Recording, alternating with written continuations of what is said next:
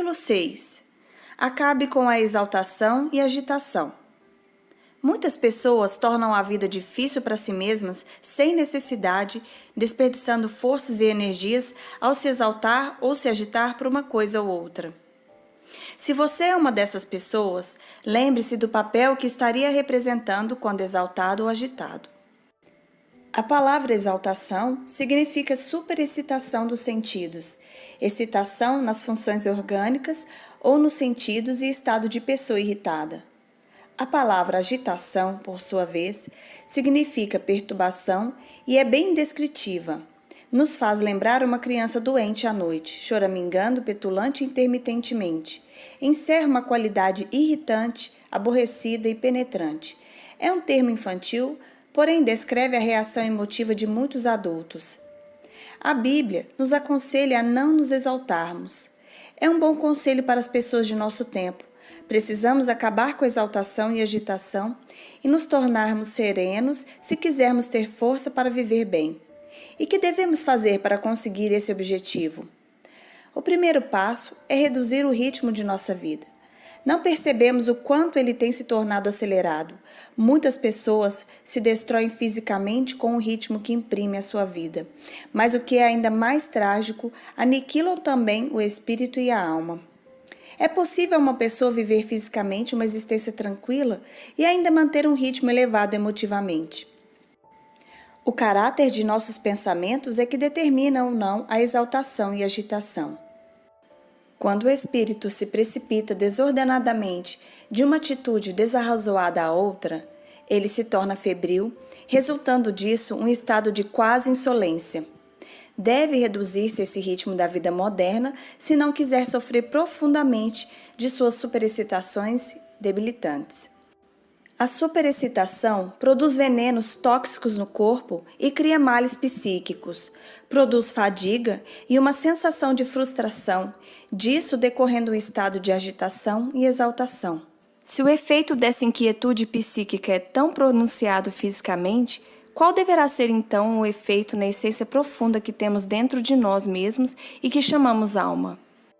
É impossível ter a alma em paz se o ritmo de nossa vida for febrilmente acelerado. Deus não andará assim tão depressa, não procurará acompanhar você nesse passo. Ele dirá o seguinte: se achas que tem de andar depressa, ande, se bem que isso seja tolice. Quando estiver exausto, oferecerei a cura. Mas poderei tornar a sua vida maravilhosa se diminuir agora o passo e viver moderadamente e se confiar em mim. Deus se movimenta imperturbável e vagarosamente. Seus movimentos são perfeitos. A única maneira sensata de se viver é observando o ritmo de Deus. Ele faz todas as coisas bem feitas e as faz sem pressa. Não há nele agitação nem exaltação. É sereno e, portanto, eficiente. Essa doce paz nos é oferecida. Deixa a paz contigo, dou-te a minha paz. João 14, 27. Em certo sentido, a geração atual não deixa de ser patética, especialmente nas grandes cidades, em razão dos efeitos da tensão nervosa, excitações e ruídos. Mas esse mal se estende também pelo interior do país, pois as ondas sonoras transmitem a tensão. Conversando com uma senhora idosa a respeito dessa questão, ouvi dela a seguinte observação: a vida é sempre a mesma coisa. Essas palavras diziam tudo. Diziam da pressão, responsabilidade e tensão da vida cotidiana. As persistentes exigências da vida como que pesam sobre nós. Às vezes ficamos imaginando se esta geração não estará de tal maneira acostumada a viver debaixo de grande tensão, a ponto de muitos que se acham nesse infeliz estado não saberem mais como passar sem ela. A doce quietude das florestas e vales que os nossos antepassados conheciam tão bem é estranho para eles. O ritmo de suas vidas é tal que, em muitos casos, eles se sentem incapazes de usufruir das fontes de paz e doçura que o mundo físico lhes oferece. Certa tarde de verão, minha senhora e eu fomos dar um passeio numa floresta. Estávamos hospedados na bela casa da montanha e do lago, o qual se ergue num dos mais interessantes parques naturais dos Estados Unidos. O parque tem 7.500 acres de terras virgens e montanhosas no centro das quais existe um lago. É como se fosse uma joia num escrínio de veludo. As florestas, as montanhas e os vales constituem um aprazível retiro para quem quer fugir às agitações do mundo. Naquela tarde, quando passeávamos, tivemos algumas horas de chuva e horas de sol. Ficamos molhados dos pés à cabeça.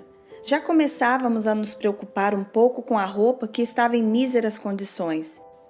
Foi então que concordamos que não fazia mal algum a uma criatura humana molhar-se com a água límpida da chuva e senti-la fresca no rosto. Afinal, sempre se poderia sentar ao sol e este se encarregaria de nos secar. E assim continuamos a passear sob as árvores, conversando de vez em quando. Estávamos também atentos àquela doce quietude das matas. Num sentido absoluto, as matas jamais ficam em repouso. Há sempre uma tremenda atividade em processo, mas a natureza não faz ruídos estridentes. Os sons da natureza são tranquilos e harmoniosos. Naquela bela tarde, a natureza estendeu sua mão para nós. A tensão que momentos antes caíra sobre nós como que desaparecera. Justamente quando estávamos presas de doce encantamento, chegaram até nós os sons de uma música ao longe. Era uma música de cordas nervosa do estilo jazz. Passado algum tempo, surgiram duas moças acompanhadas de um rapaz, o qual carregava um rádio portátil. Eram jovens da cidade que tinham saído para dar um passeio na floresta e, o que era sobremodo trágico, tinham trazido consigo aquele ruído estridente da civilização. Eram simpáticas criaturas, pois pararam para conversar conosco. Pensei em pedir que desligassem o rádio e procurassem ouvir a música da floresta, mas achei depois que não ficava bem fazer a eles semelhante pedido. Finalmente, eles prosseguiram o seu caminho. Comentamos sobre o que eles estavam perdendo atravessando aquelas matas aprazíveis e não ouvir a música que é tão velha quanto o mundo, cuja harmonia e melodia são inigualáveis. E isso ainda se encontra nos Estados Unidos, nas florestas e grandes planícies, nos vales, nas majestosas montanhas e na doce areia das praias. Devíamos aproveitar desse ambiente salutar. Lembremo-nos das palavras de Jesus: vinde sozinhos a um lugar deserto e descansai durante algum tempo. Marcos 6,31. Mesmo no momento em que escrevo essas palavras, lembro-me de ocasiões em que se tornou necessário recordar que não devia deixar de pôr em prática essa mesma verdade, a qual ressalto o fato de que devemos sempre procurar a solidão de vez em quando, se desejarmos trazer seus benefícios para as nossas vidas. Num dia de outono, minha esposa e eu fizemos uma viagem a Massachusetts, a fim de visitar nosso filho John. Avisamos a ele que chegaríamos às 11 horas da manhã. Sempre nos orgulhamos desse antigo e bom costume americano, a pontualidade. Como estávamos um pouco atrasados, corríamos muito com o automóvel. Em dado momento, minha mulher me perguntou se eu tinha visto uma bela colina ao lado. Que colina? Indaguei. Já ficou lá atrás, explicou ela. Olhe que árvore bonita! Que árvore! Essa já tinha ficado a 1 milha atrás. Este é um dia dos mais maravilhosos que já vi, disse-me a senhora Paley. Quem iria imaginar esse extraordinário colorido como que se vê agora, em outubro, nessas montanhas de Nova Inglaterra, acrescentou. Realmente isso faz bem a gente. Aquela observação de minha mulher me impressionou de tal modo que parei o carro. Retornei depois de 1/4 de milha até junto a um lago, em cuja margem oposta às montanhas oferecia um belo cenário com as cores que lhe emprestavam aquele dia de outono. Ficamos ali parados, contemplando e meditando. Deus, com o seu gênio e arte, havia pintado aquela cena com as tintas maravilhosas que somente ele sabe misturar. Ficamos ali sentados durante algum tempo sem dizer palavra. Finalmente, a minha mulher rompeu o silêncio com uma frase muito apropriada. Ele me conduz às margens das águas tranquilas. Salmo 23, 2. Chegamos à cidade às 11 horas. Não sentimos cansaço. De fato, nossas forças como que se tinham restaurado. Para auxiliar a reduzir essa tensão que parece dominar nosso povo em toda parte, você poderá começar a reduzir o ritmo de suas atividades. Basta acalmar-se e serenar-se. Não se exalte, não fique agitado, mantenha sempre um estado de espírito tranquilo. Observe a paz de Deus que ultrapassa toda a compreensão. Verá depois aumentar em você uma sensação de força serena. Um amigo meu, que foi obrigado a observar certo repouso, escreveu-me: aprendi muita coisa durante esse retiro forçado. Agora é que sei o quanto nos apercebemos de sua presença quando nos entregamos a uma vida de doce tranquilidade. Bem diz Lao Tse: basta deixar a água enlameada parar para que ela se torne límpida, pois a lama irá pousar no fundo. Um médico deu um conselho um tanto extravagante a um paciente, um desses negociantes de tipo agressivo e empreendedor. Ele tinha contado ao médico as grandes atividades que era obrigado a exercer. Costumo levar todas as noites para minha casa uma pasta cheia de papéis para as quais é preciso dar uma solução imediata, declarou ele com inflexão nervosa na voz. Por que levar trabalhos para casa à noite? Indagou tranquilamente o médico. Porque é preciso que eu mesmo os faça. Não poderia alguém fazer esses trabalhos ou mesmo auxiliá-lo nisso? Não, respondeu o negociante. Acrescentou: sou eu o único que pode fazê-los. É coisa que tem que ser feita direito e somente eu é que poderia fazer. Tem que ser feita depressa. Tudo depende de mim. Se eu lhe der uma receita, você a observará rigorosamente? Inquiriu o médico. Acredite se quiser, foi esta a receita. O paciente deveria tirar 2 horas de folga em seus dias de trabalho e dar um longo passeio. Tiraria também meio dia de folga por semana e passaria esse período num cemitério. Por que eu teria que passar meio dia no cemitério? Perguntou surpreso o paciente. Porque desejo que o senhor contemple todos os túmulos dos homens que ali estão permanentemente, explicou o médico. Quero que medite no fato de que muitos deles ali jazem porque tinham o seu mesmo modo de pensar. Queriam carregar o mundo nas costas. Medite neste fato solene. Quando o senhor ali ficar para todo sempre, o mundo nem por isso deixará de continuar a sua marcha. Por mais importante que o senhor seja, outras pessoas irão poder desempenhar o trabalho que agora está desempenhando. Sugiro que se sente junto a um daqueles túmulos e repita essa frase. Um milênio que vós presenciais é apenas um dia que se esvai e como uma vigília à noite. Salmo 94. O paciente compreendeu aquela sugestão. Reduziu o ritmo de suas atividades, aprendeu a delegar a autoridade a outras pessoas. Não mais exagerou o sentido exato de sua própria importância. Acabou com a sua agitação e exaltação. Tornou-se sereno. Um preeminente fabricante se via constantemente presa de tensão. De fato, seu estado de espírito era, por assim dizer, trêmulo. Como ele se descrevia, saltava da cama logo cedo e imediatamente se desdobrava em atividades. Era tal a sua pressa que na sua primeira refeição tomava ovos quentes porque estes desciam mais rápidos para o estômago. Toda esta correria louca o deixava exausto ao meio-dia. Ia deitar todas as noites completamente esgotado. Acontece que a casa dele ficava situada em meio a conglomerado de árvores. Um dia, aos primeiros raios da manhã, impossibilitado de dormir, levantou-se e foi postar-se junto a uma janela. Prendeu-lhe a atenção um passarinho que começava a despertar de seu sono. Observou que o pássaro dorme com a cabeça enfiada debaixo da asa, com as pernas encolhidas e, ao despertar, levanta o bico, olha preguiçosamente em torno de si, estica bem uma perna, distende depois uma asa sobre ela, qual um verdadeiro leque. Recolhe depois a perna e a asa e repete o mesmo processo com a outra perna e a outra asa, quando então enfia a cabeça novamente entre as penas para tirar uma sonequinha. Levanta depois a cabeça e desta vez olha alegre para os lados, inclina, lança depois seu melodioso canto de louvor para o dia, desce depois de seu abrigo, bebe um pouco de água fria e começa então a procurar alimento para si. O meu vibrátil amigo disse então com seus botões: se é essa maneira que os pássaros se levantam assim tão preguiçosamente, por que não haveria de ser um bom método para eu começar também o dia desse modo? Acabou agindo daquela mesma maneira, chegava até a cantar. Notou que o canto exercia realmente um efeito benéfico no seu organismo.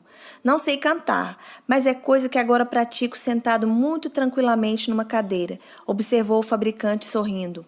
Na maioria das vezes canto hinos e algumas canções alegres. Imagine-me cantando, mas é o que realmente faço.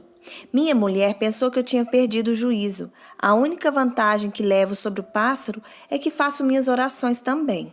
Depois, à maneira dele, trato logo de comer uma boa refeição, bacon e ovos, e não tenho pressa para comer. Depois disso, sinto uma boa disposição para ir trabalhar. Seguramente começo o dia sem tensão alguma, o que me auxilia a exercer atividades muito tranquilamente, sem agitações. Contou-me um antigo membro de uma universidade que se sagrara campeã nas regatas que o seu instrutor era muito hábil e costumava recomendar aos tripulantes do barco que remassem lentamente se quisessem ganhar uma corrida. Dizia que as remadas rápidas tendiam a quebrar o ritmo, o qual muito dificilmente se poderiam recuperar. Entre mentes, outros barcos com isso passaria à frente da tripulação assim desorganizada. É realmente um bom conselho este que ele lhes dava. Para se ir depressa, basta remar devagar. A fim de remar ou trabalhar devagar e manter o ritmo constante que conduz à vitória, a vítima da pressa faria melhor absorver no espírito essa paz coordenadora que vem de Deus.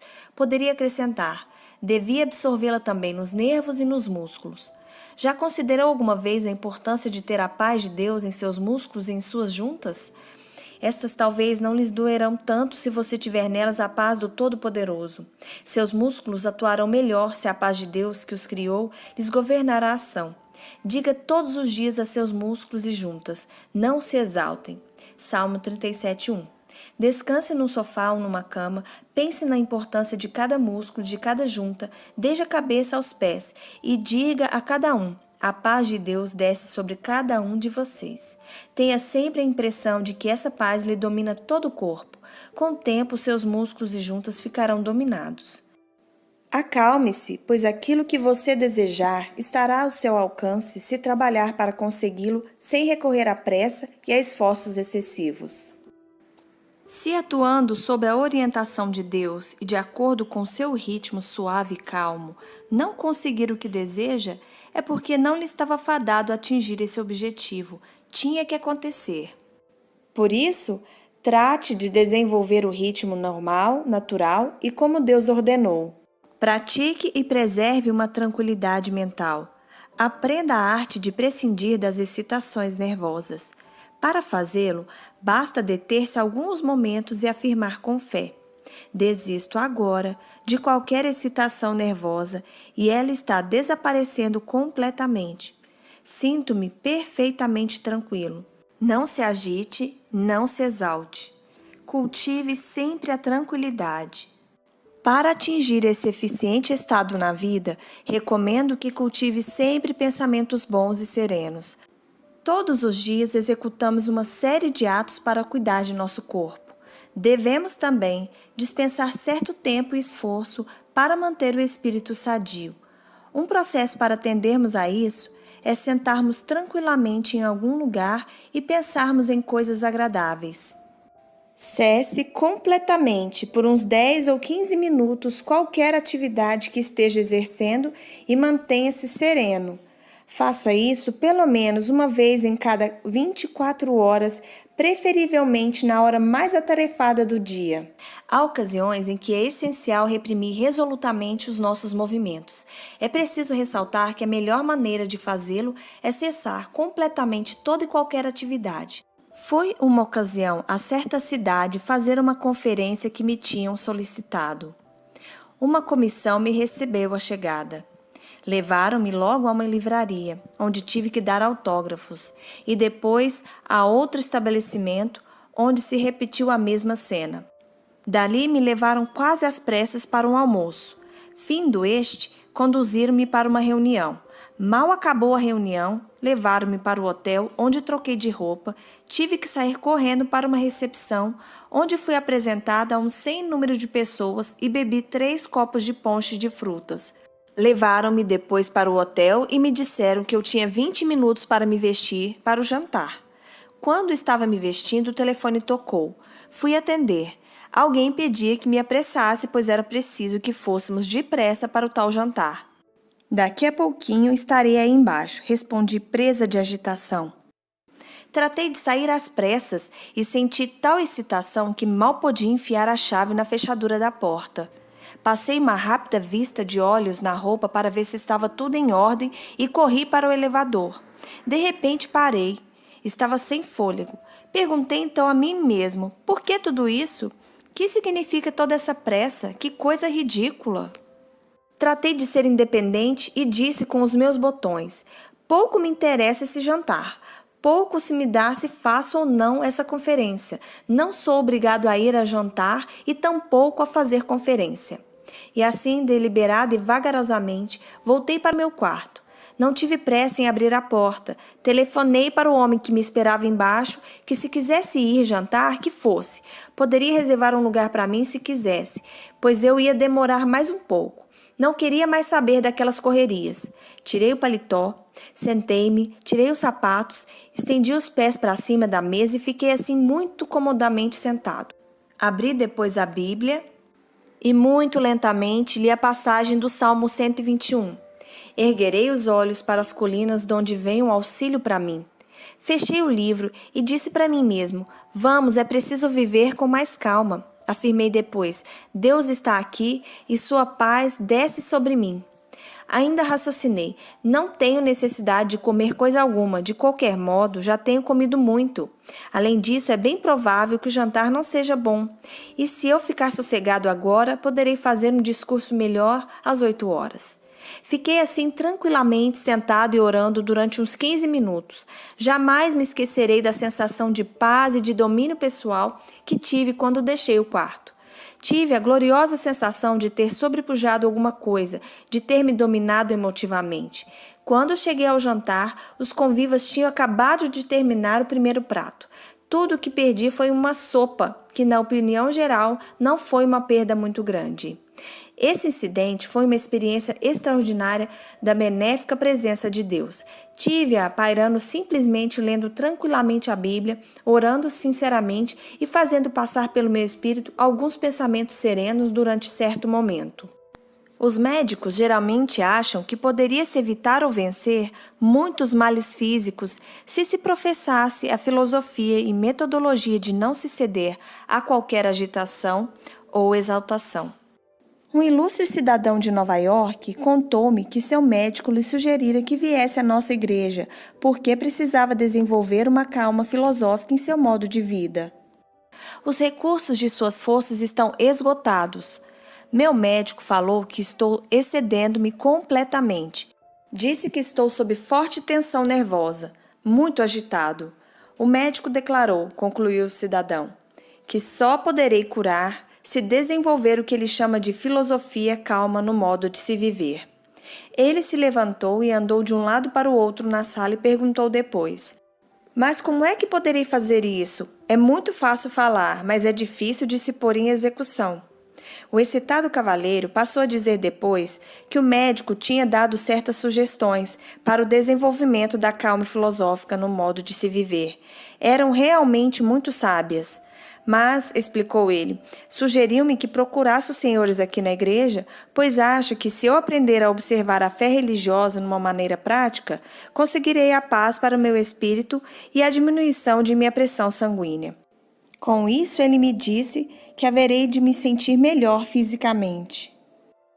Conquanto compreenda que a receita do médico seja sensata, pergunto, como poderá um homem de 50 anos de idade, de natureza tão vibrátil quanto a minha, modificar repentinamente os hábitos de toda uma existência e desenvolver essa filosofia? Parecia de fato um problema, pois ele era um feixe de nervos irritadiços e explosivos. Andava de um lado para o outro, batia na mesa e falava estridentemente. Dava a impressão de um homem completamente perturbado e mistificado. Obviamente, demonstrava sua pior feição. Contudo, estava revelando claramente o que lhe passava no íntimo e isso nos dava uma oportunidade para auxiliá-lo através de uma melhor compreensão.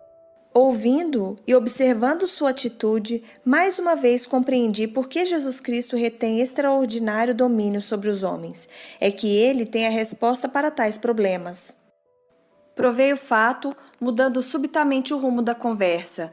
Sem qualquer preâmbulo, comecei a recitar textos da Bíblia, tais como: Vinde a mim, todos vós que trabalhais e tendeis cargas pesadas, que eu vos darei o descanso. Mateus 11, 28. A paz deixarei convosco, dar-vos-ei a minha paz, não como o mundo a dá, mas como eu vou-la dou. Não deixeis que o coração se perturbe, nem que sinta temor. João 14, 27. Conservarei em perfeita paz aquele que tiver o pensamento voltado para vós. Isaías 26, 3. Recitei aquelas palavras lenta, deliberada e pensativamente. Nesse inteirinho observei que o visitante se acalmou. Ficou tranquilo. Ficamos depois em silêncio. Parecia que já havia decorrido muitos minutos. Talvez nem fosse tanto. Finalmente, ele soltou um profundo suspiro. Coisa interessante, murmurou ele. Eu me sinto muito melhor, não é esquisito? Creio que foram essas palavras todas que o Senhor disse. Não foram apenas as palavras, embora elas exerçam extraordinário efeito sobre o espírito, expliquei. É que aconteceu algo mais profundo. Ele tocou há pouco no Senhor, o médico do toque benfazejo. Ele estava presente nesta sala. O visitante não demonstrou qualquer surpresa com aquela afirmativa. Ao contrário, concordou imediatamente com ela. Via estampada em seu rosto aquela convicção. O senhor tem razão. Realmente ele estava aqui. Senti a sua presença. Compreendo o que o senhor quer dizer. Agora compreendo. Jesus me ajudará a desenvolver essa calma filosófica necessária à vida. Aquele homem encontrou o que milhares de outros estão agora descobrindo. A simples fé e a observância dos princípios e normas da religião trazem a paz e a serenidade. Trazem, por consequência, novas forças para o corpo e o espírito. É o perfeito antídoto para agitação e exaltação. Auxilia a pessoa a adquirir a serenidade e a conseguir, assim, novas energias. Naturalmente, era necessário ensinar àquele homem novas normas de pensamentos e ação. Foi o que, em parte, se fez, sugerindo-lhe trabalhos escritos por peritos no campo da cultura do espírito. Por exemplo, demos a ele lições de como devia frequentar a igreja. Demonstramos como fazer do culto na igreja um remédio terapêutico. Ensinamos a empregar cientificamente as orações e a observar certo descanso.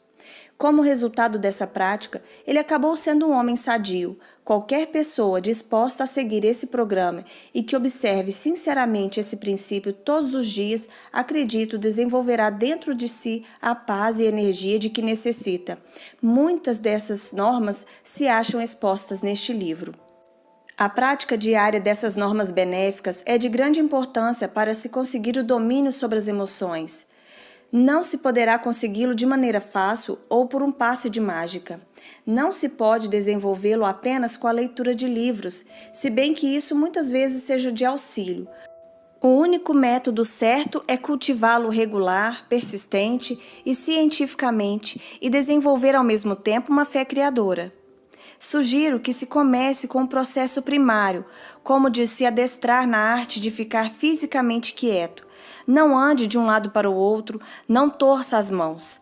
Não esmurre a mesa, não grite, não discuta e não se impaciente.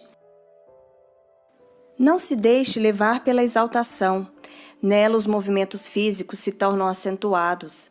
Comece, pois, pelo processo mais simples. Cesse os movimentos físicos. Mantenha-se tranquilo, sente-se, repouse. E é claro que deve-se. Ao desenvolver-se esse domínio sobre si mesmo, é preciso pensar calmamente, pois o corpo responde de modo sensível ao tipo de pensamentos que lhe passar pelo espírito. É também verdade que pode se manter sereno o espírito fazendo com que o corpo permaneça tranquilo. Quer isso dizer que a atitude física pode provocar as atitudes mentais desejadas. Num discurso, relatei um incidente que ocorreu na reunião de uma comissão a que estive presente. Um senhor que me ouviu relatá-lo ficou tão impressionado que resolveu seguir à risca a técnica nela sugerida. Informou-me que a técnica em questão é muito eficiente para se debelar toda e qualquer exaltação. Achava-me na referida reunião, onde se verificou uma discussão, a qual finalmente se tornou muito acesa. Os ânimos já se estavam exaltando e alguns dos presentes pareciam já não mais se conter. Houve trocas de palavras muito ríspidas. Subitamente, um dos homens se levantou, tirou o paletó, abriu o colarinho e deitou-se num sofá. Aquilo surpreendeu a todos. Alguém perguntou se ele estava se sentindo mal. Não, respondeu ele. Sinto-me perfeitamente bem. Tinha começado a ficar nervoso e sempre aprendi que é difícil ficar nervoso se deitar. Nós todos rimos e desfez-se a tensão reinante. O nosso extravagante amigo explicou então que tinha experimentado uma pequena armação para consigo mesmo. Era por natureza fácil de exaltar-se. Quando se via nessa situação, sentia que cerrava os punhos e a voz lhe alterava. Estendia então os dedos e esforçava-se para não os fechar. À proporção que ia aumentando a sua tensão ou raiva, ia diminuindo o tom de voz. Falava então em tom exageradamente baixo. Não se pode prosseguir com uma discussão falando baixinho. Disse com uma pequena risada. Esse princípio pode ser eficiente para dominar as excitações, exaltações e tensão, como, aliás, muitos descobriram pondo em prática. Um passo inicial, portanto, para conseguir a calma é disciplinar as reações físicas. Você ficará surpreso ao ver o quanto isso poderá diminuir o calor de suas emoções. Afastando esse calor, desaparece a exaltação. Ficará admirado com as energias que poupará. Sentirá muito menos cansado. É, além disso, um bom processo cultivar a fleugma ou mesmo a indiferença. Procure ser até certo ponto lento em seus movimentos. As pessoas assim constituídas ficam menos sujeitas a exaltações. As criaturas altamente organizadas fariam muito bem se cultivassem essas reações, pelo menos até certo grau. É natural que não se deseje perder certas reações nítidas e sensíveis, característica das criaturas bem organizadas. Contudo, a adoção de uma atitude fleugmática, ou seja, calma, tende a estabelecer nas pessoas suscetíveis à exaltação um equilíbrio verdadeiramente compensador. Segue-se uma técnica consistindo em 6 pontos que pessoalmente achei de grande auxílio para reduzir essa tendência para exaltação e agitação. Recomendei seu uso a inúmeras pessoas que a praticam e a consideram de grande valor. 1. Sente-se numa cadeira e descanse. Fique completamente à vontade. Conceba estar em repouso todas as partes de seu corpo, desde os pés até a cabeça. Afirme esse repouso dizendo que os dedos dos pés, das mãos, os músculos, etc., se acham completamente calmos. 2. Pense em seu espírito como sendo a superfície de um lago numa tempestade, agitada pelas ondas e em tumulto e que depois se torna tranquila, sem uma ruga sequer. 3.